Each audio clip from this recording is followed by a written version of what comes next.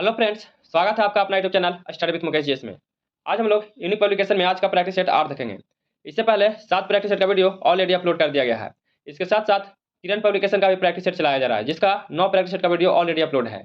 और इसके साथ साथ प्लेटफॉर्म का 30 प्रैक्टिस सेट का वीडियो ऑलरेडी पहले से अपलोड है। तो आप लोग इसे जितना ज़्यादा शेयर कीजिए, और अभी तक जो इस चैनल को सब्सक्राइब नहीं किया सब्सक्राइब जरूर कर लीजिएगा। तो आइए चलिए प्रश्न की ओर बढ़ते हैं। हजार झीलों की भूमि कहलाने वाला देश है। तो हजार झीलों का भूमि जो है वह कौन देश को कहा जाता है? तो यह फिनलैंड को कहा जाता है। इसका ऑप्शन जो है ए सही है। दूसरा प्रश्न है कि ब्रह्मपुत्र नदी को तिब्बत में त्संगपो कहा जाता है। तो बांग्लादेश में इस नदी को क्या कहा जाता है? तो बांग्लादेश में इस नदी को जमुना कहा जाता है। इसका उत्तर डी हो जाएगा। तीसरा प्रश्न है कि भारत में सर्वश्रेष्ठ सौर पुरस्कार कौन सा है? तो भारत में सर्वश्रेष्ठ सौर पुरस्कार जो है वह परमवीर चक्र है। इसका ऑप्शन बी सही है। चौथा प्रश्न है कि वीरभूमि समाधि स्थल है। तो वीरभूमि जो समाधि स्थल है यह किनका है? यह समाधि स्थल राजीव गांधी का है। इसका ऑप्शन ए हो जाएगा। नेक्स्ट प्रश्न है कि सेवा सदन, कर्मभूमि और गबन जो है यह हिंदी लेखक की श्रेष्ठ कृतियां किनका है? तो सेवा सदन, कर्मभूमि और गबन जो है यह किनके द्वारा लिखा गया है? तो यह प्रेमचंद्र के द्वारा लिखा गया है। इसका ऑप्शन जो है डी सही है। छठा नंबर प्रश्न है कि कबीर दास के उपदेशों का सबसे महत्वपूर्ण संकलन है। तो कबीर दास के उपदेशों का सबसे महत्वपूर्ण संकलन कौन सा है? तो सबसे महत्वपूर्ण जो है बीजक है। इसका ऑप्शन ए हो जाएगा। अगला प्रश्न है कि दिलवाड़ा के मंदिर एक उदाहरण है। तो दिलवाड़ा का जो मंदिर है यह किसका उदाहरण है? तो यह नागर शैली का उदाहरण है। इसका ऑप्शन जो है सी हो जाएगा। द्रविड़ शैली जो है यह दक्षिण क्षेत्र में है, और बेसर शैली जो है यह मध्य भारत में है, और नागर शैली जो है यह उत्तर भारत में है। आठवां नंबर प्रश्न है कि विज्ञान दिवस मनाया जाता है। तो विज्ञान दिवस कब मनाया जाता है? तो विज्ञान दिवस यह 8 फरवरी को मनाया जाता है। इसका ऑप्शन 28 फरवरी को मनाया जाता है। इसका ऑप्शन जो है सी सही है। 9 नंबर प्रश्न है कि नृत्य शैली डोलू कुनिथिया किस भारतीय राज्य से संबंधित है? तो डोलू कुनिथा जो है यह किस राज्य से संबंधित है? तो इसका संबंध कर्नाटक से है। इसका ऑप्शन जो है डी सही है।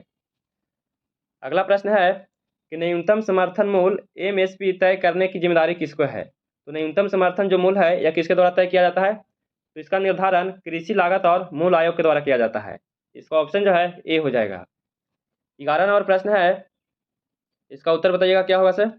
तो फ्रांस और स्पेन की सीमा पर कौन सा पर्वत शिखर स्थित है? तो फ्रांस और स्पेन की सीमा पर जो पर्वत शिखर है वह कौन सा है? तो वह पर्वत शिखर पिरीनी पर्वत है। इसका ऑप्शन जो है बी हो जाएगा। 12 नंबर प्रश्न है कि समान रूप से मुद्रा नीति का प्रधान लक्ष्य क्या है? तो समान रूप से मुद्रा नीति का प्रधान लक्ष्य क्या है? तो इसका प्रधान लक्ष्य मुद्रा आपूर्ति का नियंत्रण करना है। इसका ऑप्शन जो है ए सही है। 13 नंबर प्रश्न है कि गांधी जी किसे अपना राजनीतिक गुरु मानते थे? तो गांधी जी अपना राजनीतिक गुरु किन्हें मानते थे? तो गांधी जी अपना राजनीतिक गुरु गोपाल कृष्ण गोखले को मानते थे। इसका ऑप्शन जो है बी सही है। और गोपाल कृष्ण गोखले के राजनीतिक गुरु एमजी रनादे थे। कौन थे? एमजी रनादे थे। 14 नंबर प्रश्न है कि भारत ने किस वर्ष में राष्ट्रमंडल खेलों की मेजबानी किया था? तो भारत के द्वारा राष्ट्रमंडल खेलों की मेजबानी कब किया गया था? तो इसका मेजबानी 2010 में किया गया था। इसका ऑप्शन सी सही है। नेक्स्ट प्रश्न है कि संगम साहित्य किस भारतीय भाषा में लिखा गया है? तो संगम साहित्य जो है किस भाषा में लिखा गया है? तो संगम साहित्य या तमिल भाषा में लिखा गया है। इसका ऑप्शन सी सही है। 16 नंबर प्रश्न है कि संविधान में उद्घोषित मौलिक अधिकार में संशोधन किया जा सकता है। तो केवल यह संशोधन किया जा सकता है, केवल जो है संसद के द्वारा संशोधन किया जा सकता है। इसका ऑप्शन सी सही है। 17 नंबर प्रश्न है कि राष्ट्रपति अपना त्याग पत्र संबोधित कर सकता है। तो राष्ट्रपति जो है अपना त्याग पत्र किसे दे सकता है? इसका उत्तर जो है यह उपराष्ट्रपति को दे सकता है। तो इसका ऑप्शन बी सही है। राष्ट्रपति उपराष्ट्रपति को और उपराष्ट्रपति राष्ट्रपति को त्याग पत्र दे सकते हैं। 18 नंबर प्रश्न है कि संविधान की 8वीं अनुसूची संविधान 92 संशोधन अधिनियम 2003 द्वारा अघातन में सूचीबद्ध भाषाओं की संख्या कितनी है? तो भाषाओं की संख्या कितनी है? तो कुल भाषाओं की संख्या 22 है। इसका ऑप्शन डी सही है। 19 नंबर प्रश्न है कि जैविक आवर्धन के बारे में निम्नलिखित में कौन सा कथन असत्य है? तो जैविक आवर्धन के बारे में इनमें कौन सा असत्य है? तो इसकी अधिकतम संकेंद्रण खाद्य श्रृंखला के निचले स्तर पर होता है। यह जो है से बिल्कुल असत्य है। तो इसका ऑप्शन ए हो जाएगा। यह जो है से असत्य है। और 20 नंबर प्रश्न है कि ध्वनि के बारे में निम्नलिखित में कौन सा कथन असत्य है? तो ध्वनि के बारे में इसमें से असत्य पूछा जा रहा है। तो इसमें ध्वनि निर्वात में आगे नहीं बढ़ सकता है, यह बिल्कुल सही है। इसमें से असत्य पूछा जा रहा है। तो तापमान या माध्यम के निरपेक्ष ध्वनि की गति समान रहती है। इसका उत्तर जो है बी हो जाएगा। यह जैसे बिल्कुल असत्य दिया गया है। 21 नंबर प्रश्न है कि पेट्रोलियम के अनेक उपयोगी उपोत्पाद प्राप्त किए जा सकते हैं। यह किससे प्राप्त किए जाते हैं? तो पेट्रोलियम जो है यह प्राप्त प्रभाजी आसवन की प्रक्रिया से प्राप्त किया जाता है। इसका ऑप्शन डी हो जाएगा। 22 नंबर प्रश्न है कि निम्नांकित पदार्थों में केवल एक ही तत्व बना है। तो निम्नांकित पदार्थ में केवल एक ही तत्व से कौन सा बना है? तो केवल एक ही तत्व से हीरा बना हुआ है। इसका उत्तर जो है सी हो जाएगा। सबसे कठोर धातु जो है हीरा है। अगला प्रश्न है कि मानव शरीर में सबसे प्रचुर तत्व कौन सा है? तो मानव शरीर में सबसे प्रचुर तत्व कौन सा पाया जाता है? तो मानव के शरीर में सबसे अधिक ऑक्सीजन पाया जाता है। इसका उत्तर डी हो जाएगा। 24 नंबर प्रश्न है कि निम्नलिखित में से कौन सा एक एम्फीबियन उभयचर नहीं है? तो इनमें से एम्फीबियन उभयचर कौन सा नहीं है? इसमें सैलामेंडर है, मेढक है और टुंड है। ये सब जो है उभयचर है, लेकिन कछुआ जो है यह उभयचर नहीं है। इसका उत्तर जो है बी हो जाएगा। 25 नंबर प्रश्न है कि निम्नलिखित में कौन सी बीमारी बैक्टीरिया जीवाणु से होती है? तो इनमें कौन सा जो बीमारी है बैक्टीरिया जीवाणु से द्वारा होता है? तो जीवाणु के द्वारा इनमें से क्षय रोग होता है। टीबी जो है यह जीवाणु से होता है। तो इसका ऑप्शन ए सही है। 26 नंबर प्रश्न है कि नालियों और मोरियों को साफ करने के लिए किस रसायन का व्यापक रूप से उपयोग किया जाता है?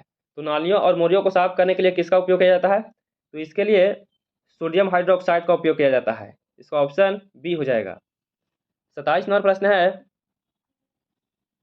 कि भारतीय मौसम विभाग ने वर्षा से नदियों और जलाशय में स्तर में वृद्धि के आकलन के लिए नामक एक नई तकनीकी का विकसित किया है।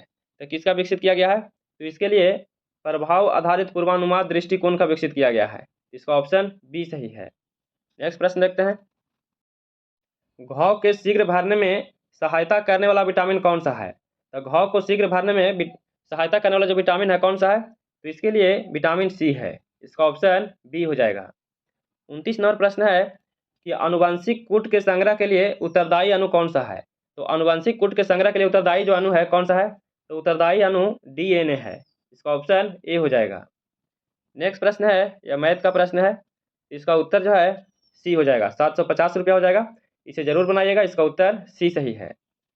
और 31 नंबर जो प्रश्न है इसका उत्तर बी हो जाएगा। इसका आंसर बी सही है। इसका उत्तर 24 हो जाएगा। और 32 नंबर जो प्रश्न है इसका भी उत्तर बी हो जाएगा। 5:4 हो जाएगा। और 33 जो प्रश्न है इसका उत्तर सी हो जाएगा। 37.5% लाभ हो जाएगा।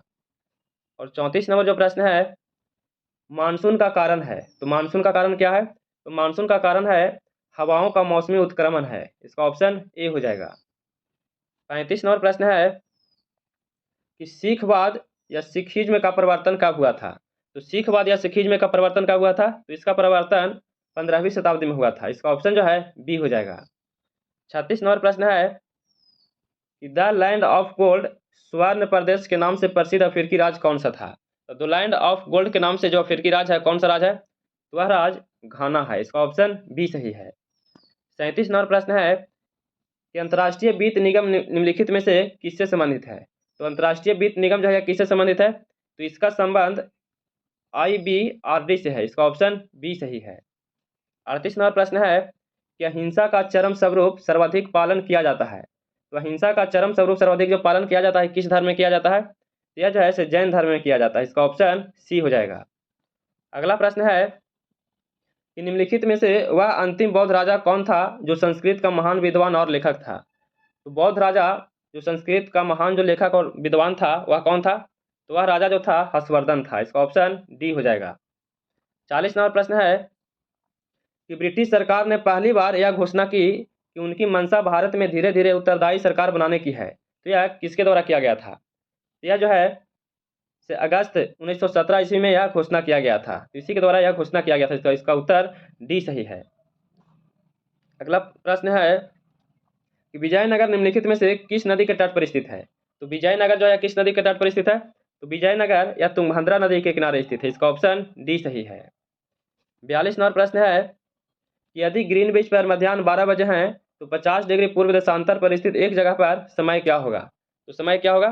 तो एक जगह पर समय जो है सांझ का 3:20 हो जाएगा। इसका ऑप्शन बी सही है।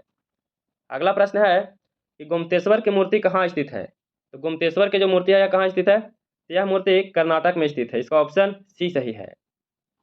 44 नंबर प्रश्न है कि गीतांजलि पुस्तक का अंग्रेजी में अनुवाद किसने किया था? तो गीतांजलि पुस्तक का अंग्रेजी में जो अनुवाद है किनके द्वारा किया गया था? तो इनका अनुवाद रविंद्रनाथ टैगोर के द्वारा किया गया था। इसका ऑप्शन ए सही है। अगला प्रश्न है कि चीनी तीर्थयात्री हेनसोंग ने भारत का भ्रमण किया था। तो चीनी तीर्थयात्री हेनसोंग जो है भारत की यात्रा किसके शासनकाल में किया था? इसके द्वारा यात्रा जो है हर्षवर्धन के शासनकाल में किया गया था। इसका ऑप्शन सी हो जाएगा। 46 नंबर प्रश्न है कि सौर मंडल की खोज किसने किया था? तो सौर मंडल का खोज किसके द्वारा किया गया था? क्या हो जाएगा इसका उत्तर? सौर मंडल का खोज जो है यह कोपरनिकस के द्वारा किया गया था। इसका ऑप्शन ए सही है। और ग्रहों का खोज केपलर के द्वारा किया गया था। अगला प्रश्न है कि निम्नलिखित में किन देशों के समूह से भूमध्य रेखा गुजरती है? तो भूमध्य रेखा जो गुजरती है वह किस किस देश से गुजरती है? तो भूमध्य रेखा या कोलंबिया, केन्या और इंडोनेशिया से गुजरती है। इसका उत्तर जो है बी सही है। 48 नंबर प्रश्न है कि किस अधिनियम द्वारा कंपनी अधिनियम समाप्त किया गया है? तो कंपनी का जो अधिनियम है यह किस अधिनियम द्वारा समाप्त किया गया है? तो इसे समाप्त 1858 ईस्वी के अधिनियम द्वारा समाप्त कर दिया गया था। इसका ऑप्शन बी हो जाएगा। अगला प्रश्न है कि बांग्लादेश से भारत का कौन सा राज्य सटा नहीं है? तो बांग्लादेश से भारत का इनमें से कौन सा राज्य सटा हुआ नहीं है? इसमें से पूछा जा रहा है कि कौन सटा हुआ नहीं है। इसका उत्तर क्या हो जाएगा? मेघालय सटा हुआ है, पश्चिम बंगाल सटा हुआ है और त्रिपुरा भी सटा हुआ है। मणिपुर जो है यह सटा हुआ नहीं है। तो इसका ऑप्शन ए हो जाएगा। लोक लेखा समिति का अपनी वार्षिक रिपोर्ट किसे पेश करता है? लोक लेखा समिति जो है ये अपना वार्षिक रिपोर्ट किसे देती है? तो यह अपना वार्षिक रिपोर्ट लोकसभा अध्यक्ष को देती है। इसका उत्तर जो है डी सही है। नेक्स्ट प्रश्न है कि निम्नलिखित में से संसद का अंग है। तो इनमें संसद का अंग जो है कौन सा है? तो संसद का अंग इनमें से कौन सा है? तो लोकसभा है, राज्यसभा और राष्ट्रपति है। यह तीनों जो है संसद का अंग है। इसका उत्तर डी सही है। 52 और प्रश्न है कि जनजातियों को इंगित करने के लिए पहली बार आदिवासी शब्द का प्रयोग किसके द्वारा किया गया था? तो आदिवासी शब्द का जो प्रयोग है किसके द्वारा किया गया है? तो इसका प्रयोग सबसे पहले ठक्कर बापा के द्वारा किया गया था। इसका ऑप्शन डी सही है। 53 नंबर प्रश्न है कि निम्नलिखित में कौन सी घटना सबसे पहले घटित हुआ था? चार ऑप्शन के अनुसार बताना है कि सबसे पहले कौन सी घटना घटा था। तो सबसे पहले जो है इनमें से घटना मार्कोनी ने सर्वप्रथम बेतार सिग्नल भेजा था। यह सबसे पहले घटना घटा था। तो इसका ऑप्शन जो है सी सही है। 54 नंबर प्रश्न है कि विश्व व्यापार संगठन का पूर्व नाम क्या था? तो विश्व व्यापार संगठन का पूर्व नाम क्या था? तो इसका पूर्व नाम गैट था। विश्व व्यापार संगठन से पहले इसका क्या नाम था? तो गैट इसका नाम था। तो इसका उत्तर बी सही है। नेक्स्ट प्रश्न है कि निम्नलिखित में से कौन सा देश भारत के झींगा मछली का आयात सबसे अधिक करता है? तो झींगा मछली का आयात सबसे अधिक जो है वह कौन करता है? तो सबसे अधिक चीन करता है। इसका ऑप्शन जो है ए सही है। अगला प्रश्न है कि अकबर के शासनकाल में केंद्रीय मशीनरी द्वारा मान्यता प्राप्त मिलिट्री विभाग का प्रधान कौन था? तो मिलिट्री विभाग का प्रधान कौन था? तो इसका विभाग मीर बख्शी था। इसका ऑप्शन बी सही है। 57 नंबर प्रश्न है कि राज्यसभा का सदस्य निर्वाचित होने के लिए आवश्यक न्यूनतम उम्र सीमा कितनी होना चाहिए? तो राज्यसभा के लिए न्यूनतम उम्र कितना होना चाहिए? तो राज्यसभा के लिए न्यूनतम उम्र 30 वर्ष होना चाहिए। इसका ऑप्शन बी सही है। राज्यपाल और राष्ट्रपति के लिए 35 वर्ष होना चाहिए और लोकसभा के लिए 25 वर्ष होना चाहिए। 58 नंबर प्रश्न है कि वंदे मातरम गीत की रचना निम्नलिखित में किसने किया था? तो वंदे मातरम गीत की रचना किसके द्वारा किया गया है? तो इसकी रचना बंकिम चंद्र चटर्जी के द्वारा किया गया है। इसका उत्तर सी सही है। नेक्स्ट प्रश्न देखते हैं। वर्ष 1857 में मेरठ में प्रथम सिपाही विद्रोह की आग किस दिन भड़का था? तो प्रथम सिपाही विद्रोह का जो आग है किस दिन भड़का था? तो यह आग 10 मई को भड़का था। इसका उत्तर ए सही है। 62 नंबर प्रश्न है कि पंडित रविशंकर का संबंध निम्नलिखित में से किस वादन से है? तो पंडित रविशंकर का संबंध किससे है? तो इनका संबंध सितार से है। इसका उत्तर ए सही है। 61 नंबर प्रश्न है कि सतलज, चिनाब और रावी नदी जो है यह किसकी सहायक नदियां हैं? तो सतलज, चिनाब और रावी नदियां जो है ये तीनों नदियां सिंधु की सहायक नदियां हैं। इसका उत्तर सी हो जाएगा। 62 नंबर प्रश्न है कि अनुच्छेद 370 का संबंध किस राज्य के विशेष प्रावधान से है? तो अनुच्छेद 370 जो है इसका प्रावधान जम्मू और कश्मीर से है। इसका ऑप्शन सी हो जाएगा। नेक्स्ट प्रश्न है कि सवेज नौ परिवहन नहर भूमध्य सागर को किसके साथ जोड़ता है? तो सवेज नौ परिवहन जो है यह नहर भूमध्य सागर के किसके साथ जोड़ता है? यह जोड़ता है लाल सागर के साथ। इसका उत्तर डी हो जाएगा। 64 नंबर प्रश्न है कि भारत के राष्ट्रपति को पद से कौन हटा सकता है? तो भारत के राष्ट्रपति के पद से कौन हटा सकता है? तो इसे संसद के द्वारा महाभियोग के द्वारा हटाया जा सकता है। इसका ऑप्शन बी सही है। 65 नंबर प्रश्न है कि किस शासक ने वैशाली की लिच्छवी राजकुमारी कुमार देवी से विवाह किया था? तो लिच्छवी राजकुमारी कुमार देवी से विवाह किसने किया था? तो इससे विवाह चंद्रगुप्त प्रथम का हुआ था। इसका ऑप्शन सी सही है। 66 नंबर प्रश्न है कि चंद्रगुप्त प्रथम ने 320 ईस्वी में महाराजाधिराज की उपाधि धारण किया था। तो 320 ईस्वी में महाराजाधिराज की उपाधि किसने कहाँ पे धारण किया था? तो इन्होंने पाटलिपुत्र में धारण किया था। इसका ऑप्शन जो है ए सही है।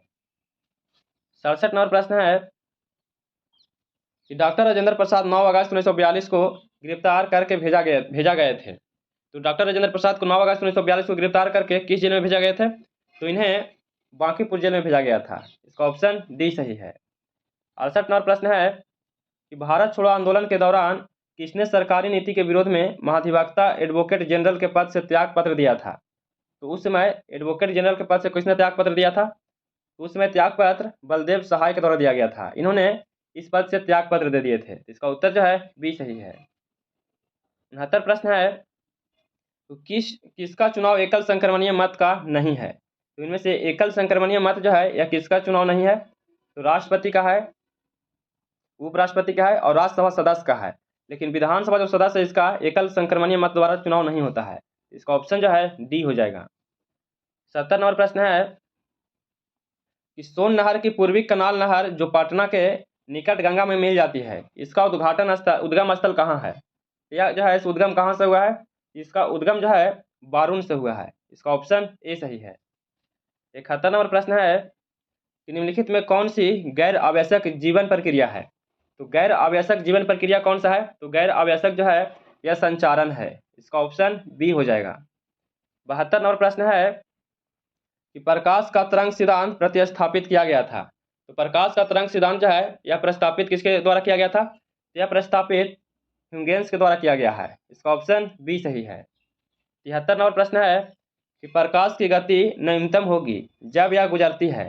तो प्रकाश की गति किससे गुजरने पर न्यूनतम होता है?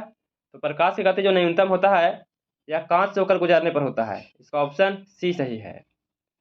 74 नंबर प्रश्न है जब 0 डिग्री सेल्सियस से 10 डिग्री सेल्सियस तक जल को गर्म किया जाता है तब जल का आयतन क्या होता है?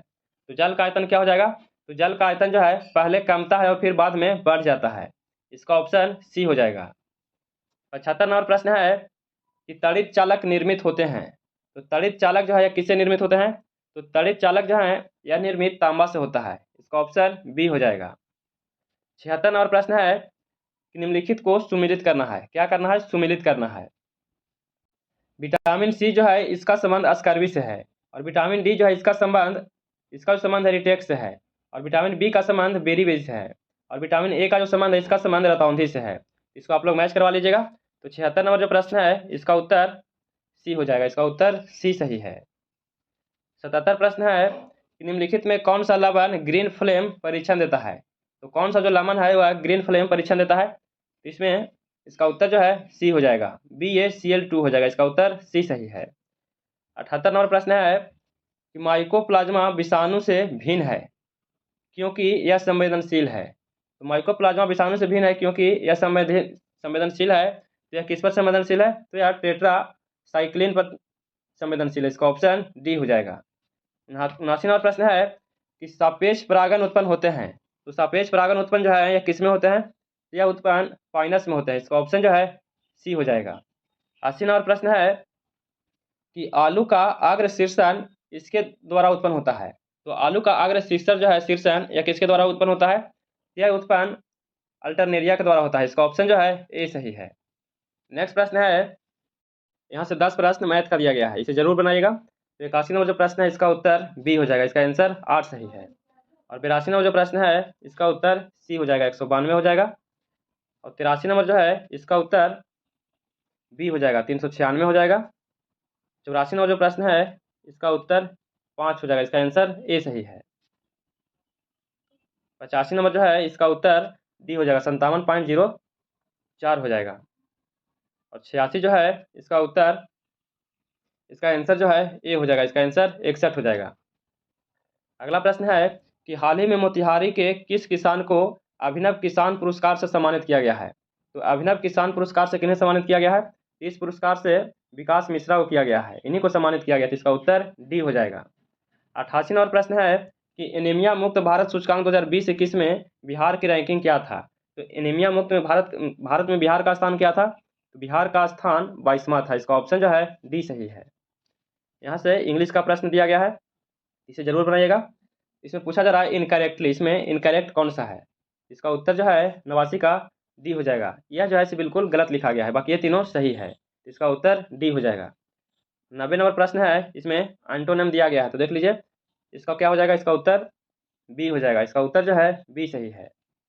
और 91 नंबर प्रश्न है, इस प्रश्न को देख लीजिए, इसका उत्तर बी हो जाएगा। 18 रुपीज़ आर हो जाएगा। इसका आंसर बी सही है।